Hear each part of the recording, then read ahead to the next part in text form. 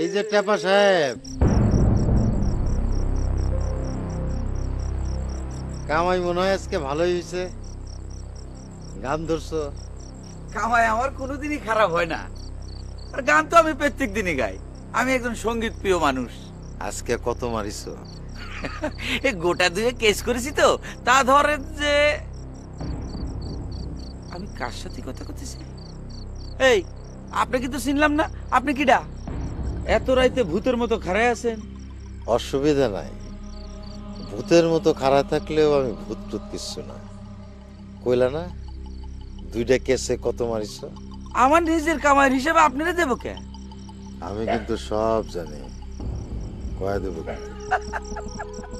আপনি তো আবার হাসালেন। আরে আমার কি কথা, আপনি কার কাছে কি কয়া দেবেন? আমি কি কাম করে ভাত খাই এটা কিডা না জানে? দারোগা পুলিশ সবাই জানে, কিন্তু ভয়ে কেউ কিছু কয় না। তোমারে দেখে দারোগা পুলিশও ভয় করে।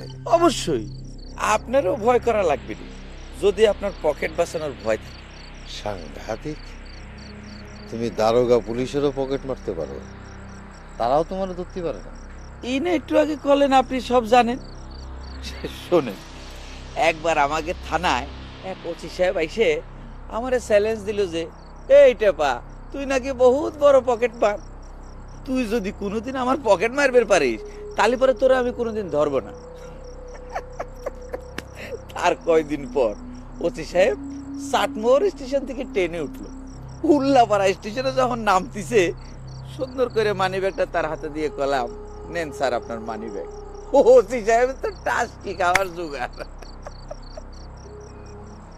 আপনার এত কথা করতেছি কে? এই আপনি কি রে ভাই? মনে করো যে দারোগা পুলিশের কেউ একজন, তা আমার পকেটে কিন্তু মানি ব্যাগ নেই। না না, থানার লোকালি পরে আমি চিনতাম। আপনি র্যাব সিআইডির লোক না তো স্যার? যদি স্যার তাও হন তাহলে পরে আমার কোনো অসুবিধা নাই।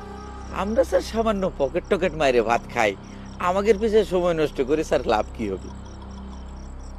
যদি পারেন স্যার, ওই হঠাৎ বাবু শমশের আলীর পিছনে লাগে, সে হঠাৎ করে কি করে এত টাকার মালিক হয়ে গেল সেটা খুঁজে বাইর করেন স্যার। যাই স্যার, মেলা রাইত হয়ে গেছে, বোঝেনি তো, খাটাখাটনি শরীর, টায়ার। সাবধান, সব জানি, কয়া দিব কিন্তু। দূর স্যার, কি কর, কলাম না, আমার কথা সকলেই জানে।